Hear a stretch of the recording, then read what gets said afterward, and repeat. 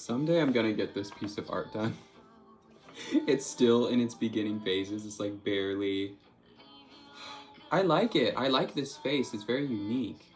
I don't know how I even really thought of it. I really like it, but it's not done yet at all. This is a fun one. This is really mixed media. Very very warm. I used these like oil pastels. I think they're Sennelier. These were made by, I want to say these were made by Picasso. I think Picasso started manufacturing Sennelier, and that's his brand. What was I going to say? Oh yeah, if it's not whimsical, why do it? Let's unpack this. This is a short, almost pep talk adjacent YouTube video for you to get pumped and get ready to draw again, you know? I want to throw this out here. Art school is not necessary at all. It's great, I love it, but it's not necessary. If you are feeling held back because you don't think you have the academic repertoire behind you, I would highly recommend you logging off a little and just spending a week or two not looking at other people's art. I distinctly remember when I was a senior in high school being trapped in this comparing game, which is healthy to a degree. I do think comparing yourself to old masters and to your peers can be healthy, but I was just stuck in this art block because I was always looking at Twitter and Instagram and YouTube and looking at other people's art, and I felt so self-conscious because I couldn't render as well as them. My brain hadn't developed into, how do I mold these forms, or I wasn't very good at color composition. I was terrible at painting. I really haven't started painting until these last 2 years. I took up painting. I've not been, I liked painting throughout my whole life, but I never really was good at it. And I wouldn't even say I'm good at it now. It's just fun, and it's whimsical. That's why we're doing this, guys. I want you to re-enliven and recultivate your love for the game, right? That's the core of this message. I think keeping up with appearances in the art world can be exhausting, it's just like anything else. It's like curating your life to make it appear as wonderful as possible. Life isn't really wonderful most of the time. Newsflash. And nor does your art have to be either. And I'm saying this to myself, right? I'm recording myself. This is almost like a message to me in the future because I need this lecture just as much as you might, Art school is not necessary. You're perfectly good on your own. You can develop your skills if you're rigorous enough with your own academic studies. You don't need a professor to tell you how to paint. It can be helpful. It's the right decision for some people. It's the wrong decision for others, okay? The next is perfect imperfection. I was talking to two lovely architects over the fall while we were having a career fair, and one of the things they were talking about, they were new architects and with a brand new firm, and they were talking about perfect imperfection, which is a weird thing to be talking about if you're trying to attract professionals into your firm. But they said it in such an eloquent way, right? They were talking about how when we follow all the rules, it feels like we're not building something new and building something for ourselves. And as my art teacher used to say, we learn the rules to break them. Guys, you do not have to be hyper-realistic if you don't want to. Equally, you don't have to be stylized if you don't want to. You need to look deep inside yourself and find what you want to draw and what inspires you, what gets you up and thinking.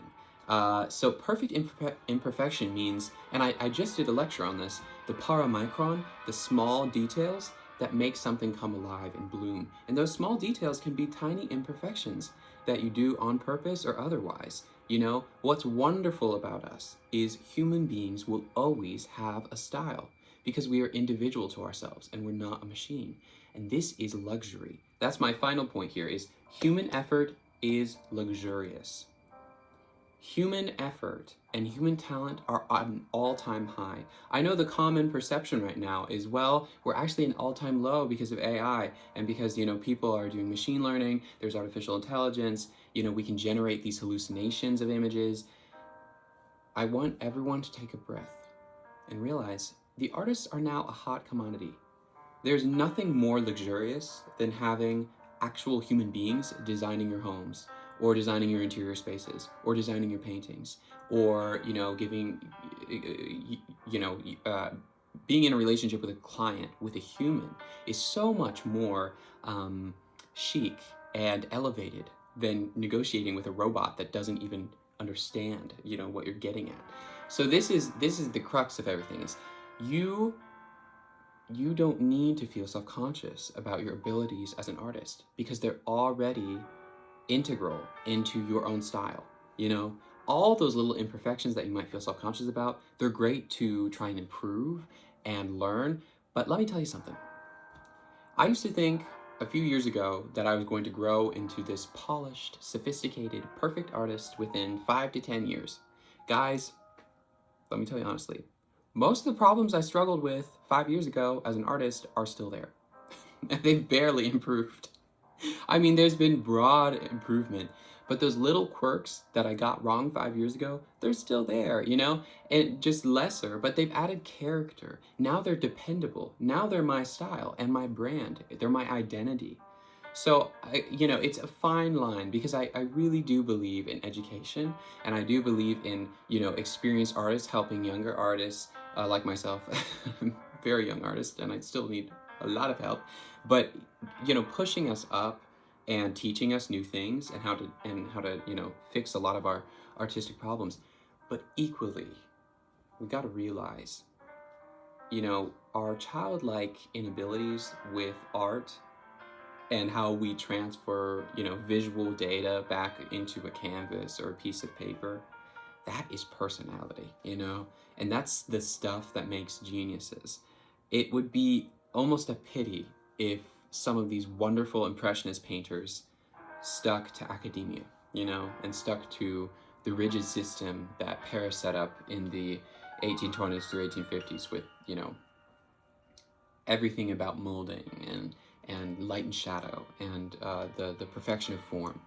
And equally, it would be depressing if we were all modernists and we forgot about antiquity, And so there's this balance. Find your niche. It's gonna be okay, And get drawing. I don't care. And gosh, this is such a message to myself, because I am finding more than any other period of my life, right now is the toughest to squeeze in time sketching. I used to sketch every single day, and now I'm doing it maybe once every 3 days or maybe twice a week. And it's depressing, but it's something I'm working at, and we can work at it together, because I really do believe in drawing every day and getting it's like a form of neurosis, or it's like our own personal visual diary, what we draw. You might not realize it, but every day when you draw, it's like you're putting your own emotions on the paper, and it's really healing. So don't feel self-conscious if everything that you do isn't picture perfect, because life isn't picture perfect. And most of the art that we still appreciate today isn't picture perfect, We tend to forget what's boringly rigid and what is boringly perfectly in tune with all the rules, and it doesn't break or innovate anything. So keep innovating. Perfect imperfection is a thing. Always do it for the whimsy. Do what you love, and if you don't love it, take a break. It's okay, So that's my lecture right now. I'm gonna try and get some sleep. Tomorrow I hope I can do some drawing, but it's almost the weekend too, which always helps. Anyway, thank you so much for watching, and I can't wait to film the next video. Bye.